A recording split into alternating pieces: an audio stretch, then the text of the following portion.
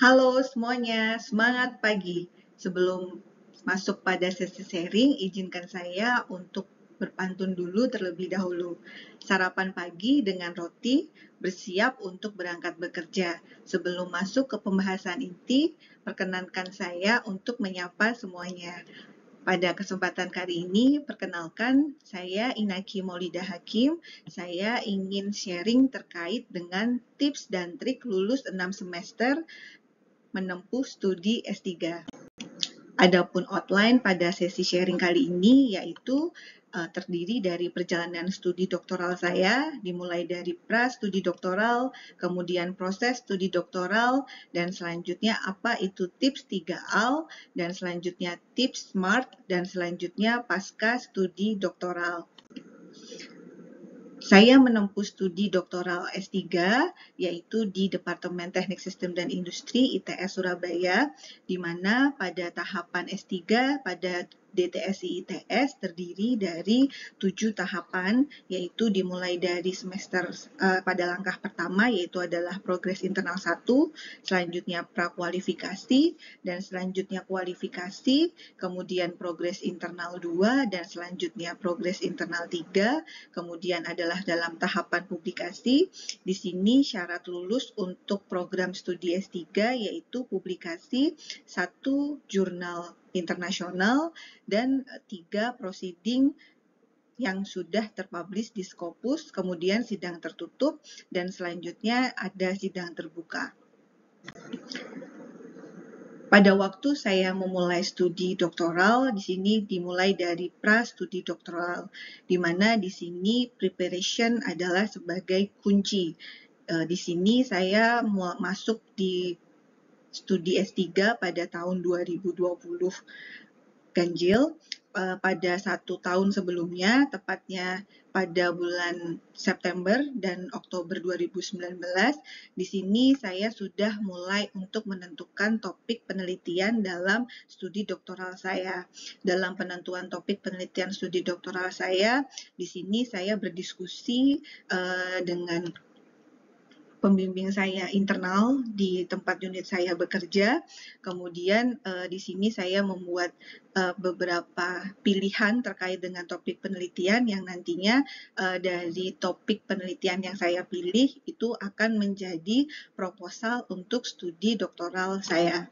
Selanjutnya setelah saya menentukan topik, kemudian saya membuat proposal karena di sini penting dalam memulai S3 itu kita harus membuat proposal dan di sini harus dibuat lebih awal terkait dengan kita nanti dalam berdiskusi dengan calon promotor, kemudian juga menentukan arah dari studi S3 kita akan kemana, dan kemudian diskusi terkait dengan topik, kemudian terkait dengan metode yang dipilih, dan yang paling penting adalah terkait dengan untuk membuat research gap dan membuat pertanyaan penelitian. Dalam tahapan untuk prastudi doktoral berikutnya di sini yaitu adalah menentukan calon promotor dan calon kopromotor.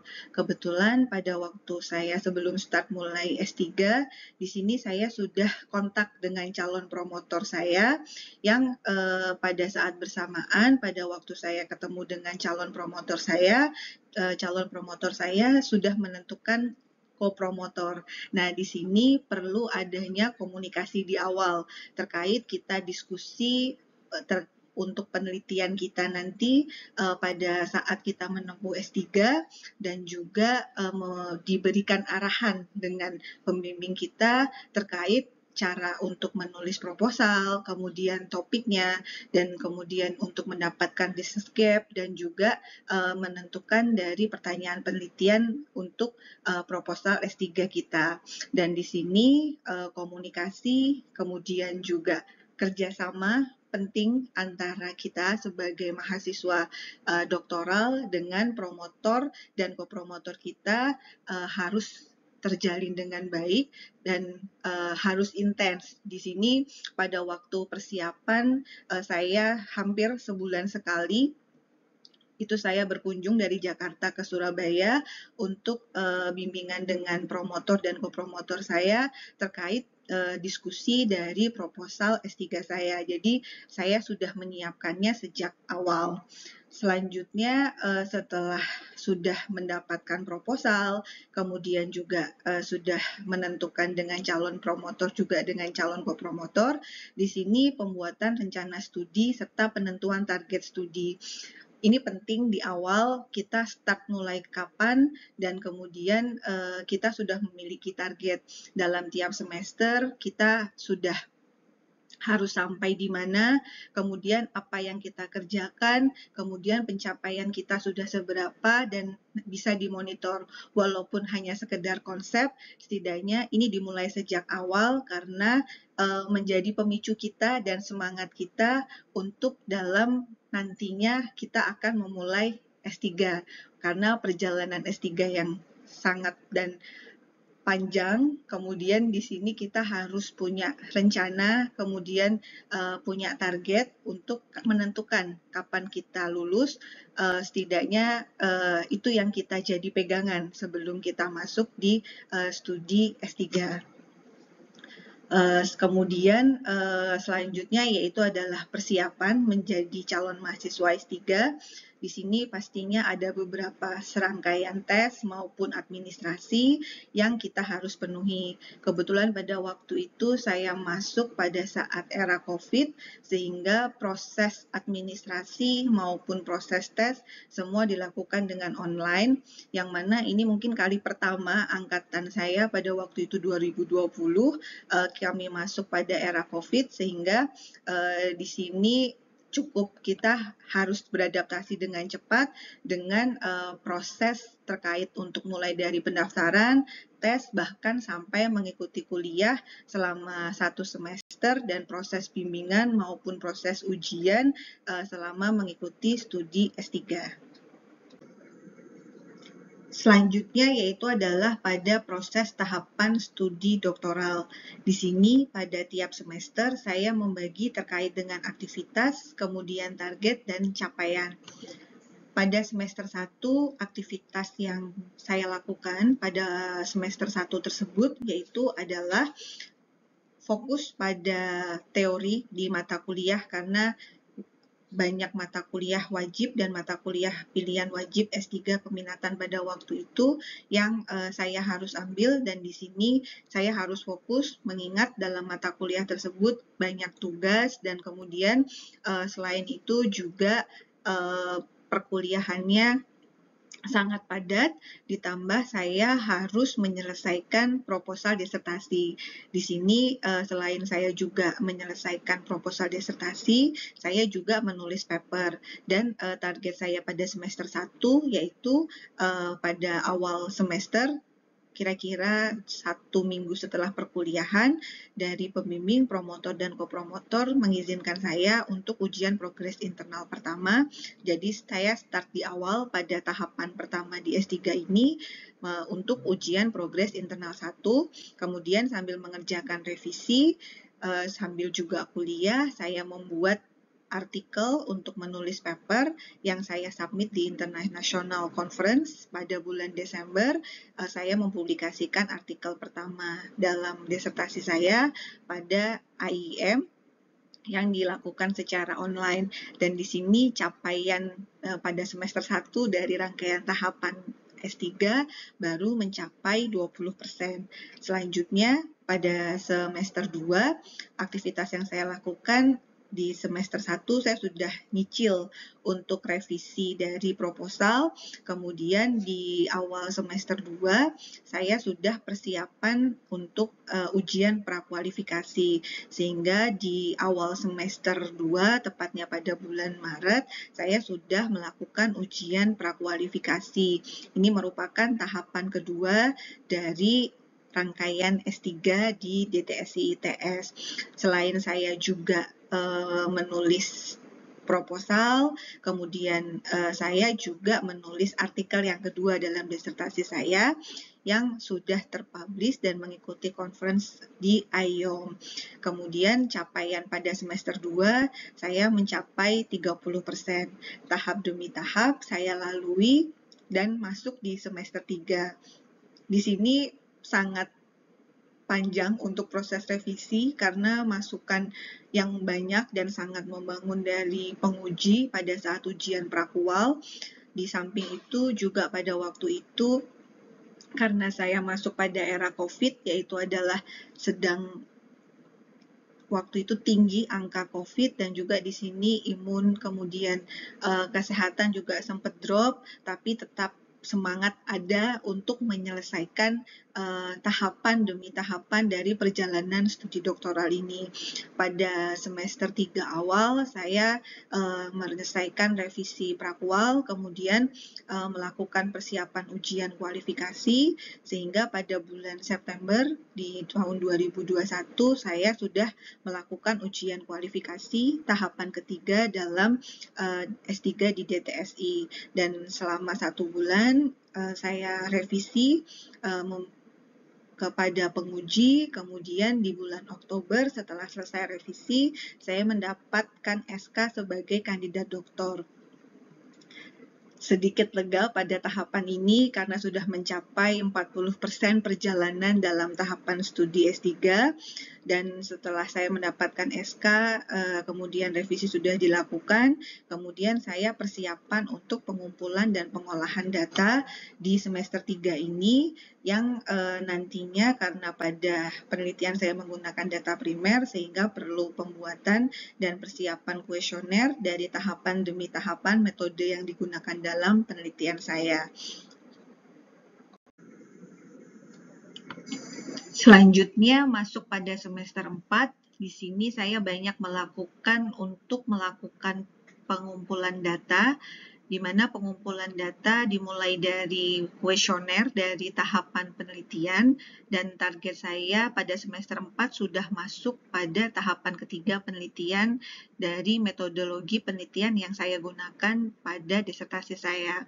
Selain itu, pada semester 4 yang saya lakukan juga menulis artikel luaran penelitian yang target saya pada semester 4 ini sudah bisa mendapatkan hasil dari pengolahan data dari tahapan penelitian disertasi sehingga bisa menghasilkan 2 luaran penelitian yang rencananya satu akan disubmit sebagai artikel jurnal dan satu lagi menjadi artikel naskah proceeding yang akan disubmit di International Conference, sehingga capaian dalam semester 4 ini baru mencapai 50%.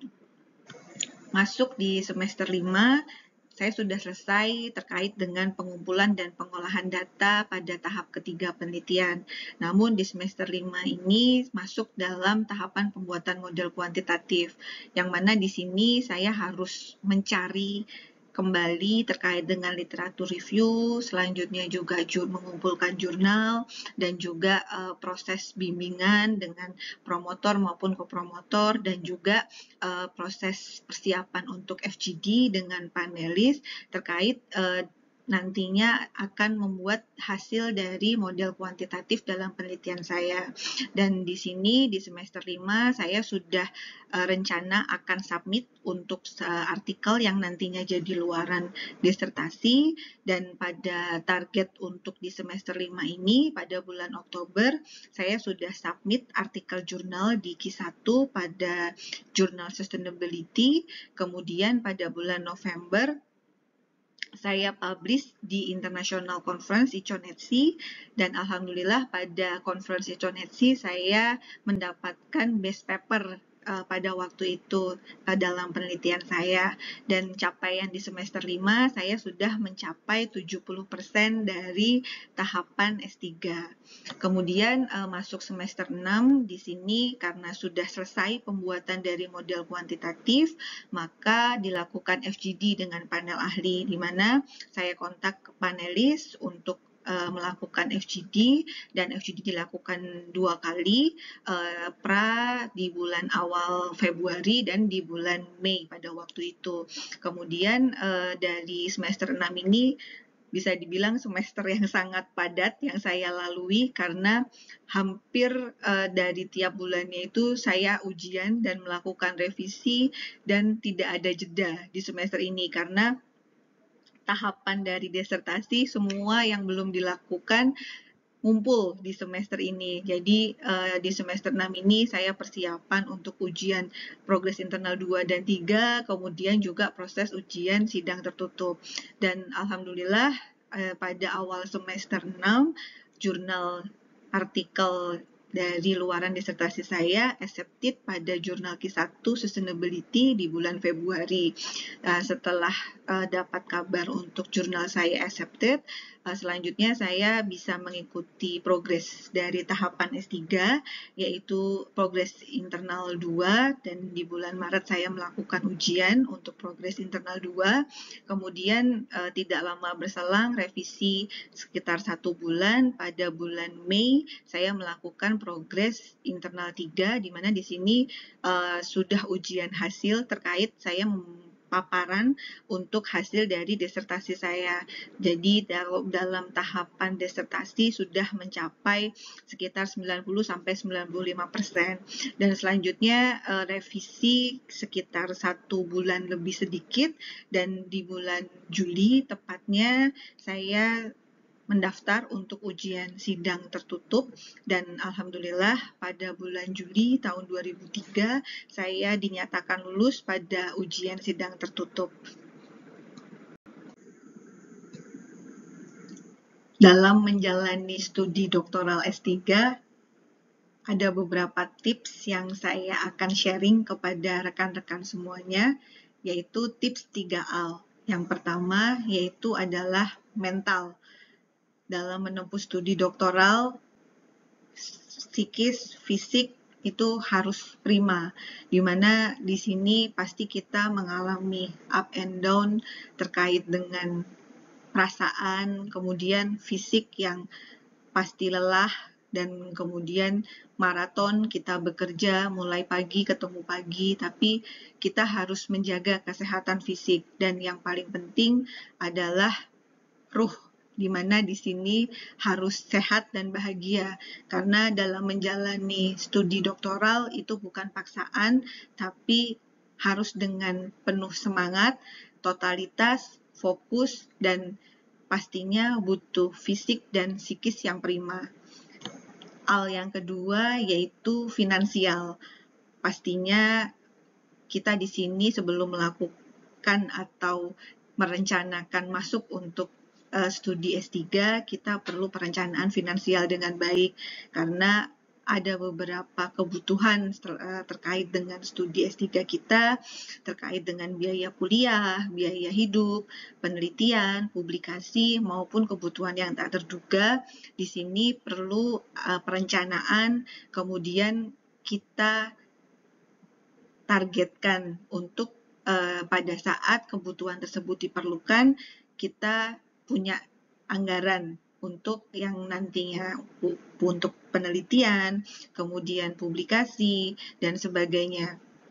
Pada waktu saya menjalani studi doktoral, karena pada saya masuk di awal semester ganjil 2020, di mana di situ adalah pada masa COVID, saya belum mendapatkan beasiswa pada waktu itu. Sekitar 1 tahun pertama saya menjalani kuliah, saya belum mendapatkan beasiswa, sehingga pada 2 semester di awal waktu itu saya dengan biaya sendiri untuk kuliah S3. Namun pada waktu itu karena dari tempat unit kerja saya bekerja, saya dapat izin belajar terlebih dahulu sehingga ada pemasukan, dan saat saya sekolah saya sudah saving terkait persiapan untuk S3 ini, sehingga lumayan terbantu dengan kondisi COVID. Pada waktu saya menempuh teori di semester 1, saya tidak perlu bolak-balik dari Jakarta ke Surabaya.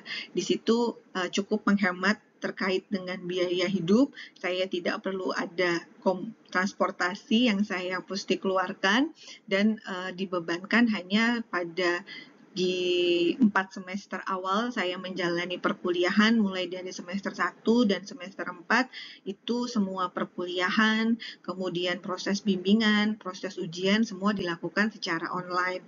Namun pada saat masuk di semester 5 karena sudah pasca new normal dan di situ sudah mulai bimbingan maupun proses ujian itu dilakukan secara offline, kemudian saya harus mengatur terkait kebutuhan finansial yang nantinya perlu saya keluarkan untuk saya biaya hidup bolak-balik Jakarta Surabaya. Dan di sini karena sudah ada perencanaan yang tepat di awal sesuai dengan pos-pos masing-masing dari kebutuhan selama S3 itu sudah bukan menjadi kendala, dan terkait dengan publikasi, kemudian juga biaya penelitian yang alhamdulillah pada semester 2 pertengahan dibuka beasiswa BPI bekerja sama dengan LPDP. Pada waktu itu kami bisa mendaftar sebagai mahasiswa ongoing dan di situ cukup sangat terbantu. Selanjutnya spiritual. Di sini perlu niat, usaha, doa, dan keyakinan sungguh-sungguh serta pasrah kepada Allah karena dalam menjalani studi S3 kita perlu keyakinan dan usaha, doa, serta memasrahkan semuanya kepada Allah. Tips SMART dalam menjalani studi S3. S. Sabar. Berdamai dengan diri sendiri, karena dalam menjalani proses S3 kita perlu bisa berdamai dengan diri sendiri dari menjalani prosesnya dan menikmati setiap proses perjalanan S3 mulai dari tahapan pertama seterusnya sampai tahapan akhir, dan jangan berkeluh kesah namun tetap fokus pada tujuan dan semangat. Kita harus mempompa semangat diri kita sendiri untuk bisa menyelesaikannya sampai tuntas. M, yaitu manajemen waktu. Di sini saya tiap hari mengalokasikan waktu per hari 1-2 jam untuk mengerjakan disertasi. Jangan sampai lewat dari 1 hari atau bahkan 3 hari. Jadi itu yang harus konsisten saya pegang untuk bisa mengalokasikan waktu setiap harinya dalam mengerjakan disertasi. Selanjutnya mengalokasikan bimbingan. Saya 2 minggu sekali atau dalam 1 bulan sekali dari Jakarta ke Surabaya itu bimbingan offline dengan promotor dan kopromotor saya, supaya di sini ada masukan dari pembimbing untuk perbaikan dari proposal maupun dari tahapan disertasi saya.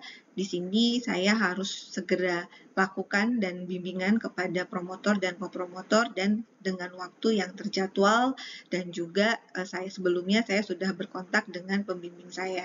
Selanjutnya kita juga mengalokasikan sharing diskusi dengan riset terkait dengan riset penelitian kita dengan teman sejawat yang sedang berjuang S3.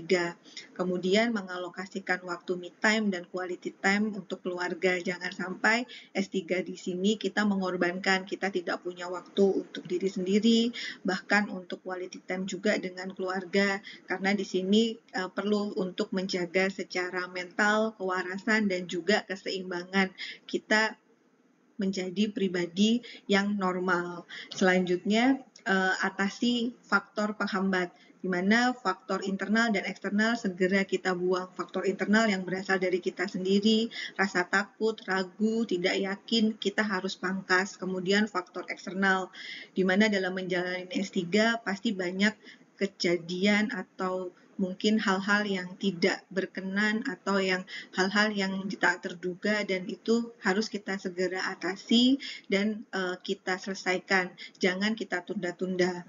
Selanjutnya, revisi jangan ditunda. Begitu kita terima revisi, langsung kita rekap poin revisi yang dari ujian atau saran dan masukan dari penguji. Kemudian kita diskusi dengan promotor dan kopromotor pembimbing kita jika kita ada kesulitan maupun ada beberapa poin revisi atau masukan yang kita tidak mengerti, sehingga kita bisa klarifikasi dan berdiskusi. Selanjutnya kita bisa untuk segera menyelesaikan revisi tersebut dan mengerjakan revisi mulai dari yang termudah sampai yang paling susah. T, yaitu tawakal. Setelah kita melalui tahapan proses dari rangkaian usaha, kemudian perjalanan S3 ini, kita berdoa, di mana doa ini menjadi kekuatan kita yang mempermudah jalannya dari tahapan, mulai dari tahapan pertama sampai tahapan yang terakhir, kita menempuh studi doktoral ini. Setelah kita berdoa, kita memasrahkan apapun hasilnya kepada Allah Subhanahu wa Ta'ala sebagai pencipta segalanya dan menentukan takdir untuk kita. Selanjutnya, pasca doktoral, kita perlu melakukan upgrade, di mana di sini kita tidak berhenti untuk produktif. Karena selama studi doktoral pastinya kita sangat produktif sekali, sehingga kita harus mengasah kemampuan kita terkait dengan menulis. Nah, di sini penting untuk kita melakukan menulis dari penelitian, entah itu tahapan selanjutnya dari penelitian kita atau nanti pada saat kita membimbing untuk kita bisa menghasilkan luaran penelitian berupa jurnal maupun buku. Dan pasca doktoral di sini kita perlu pengembangan keminatan keilmuan kita, di mana pada studi S3 kita sudah mengambil peminatan spesifik A, seperti saya mengambil spesifik manufaktur, saya mengambil spesifik dari manufaktur tersebut apa yang menjadi subspesialisnya yang nantinya akan kita kembangkan di tempat unit kita bekerja dan menjadi peminatan kita menjadi suatu grup riset. Dan yang ketiga yaitu adalah pengembangan karir di unit kerja atau tempat kita bekerja, karena kita tidak stuck dengan posisi yang sama sebelum kita berangkat sekolah, tapi kita harus mengembangkan karir kita sampai menuju jenjang yang tertinggi dalam karir kita. Dan yang terakhir yaitu menambah relasi dan kolega untuk kolaborasi dalam melakukan riset-riset maupun terkait dengan kolaborasi dengan pihak industri untuk mengupgrade pengembangan keilmuan, mengupgrade diri kita sendiri, kebermanfaatan dari studi S3 kita untuk khalayak banyak orang dan pastinya untuk bangsa Indonesia demi kemajuan keilmuan teknik industri. Terima kasih atas perhatiannya saya ucapkan. Buat teman-teman yang sedang berjuang dalam studi S3-nya, tetap semangat dan selalu optimis, pasti selalu ada jalan keluar, selalu ada kemudahan. Semangat!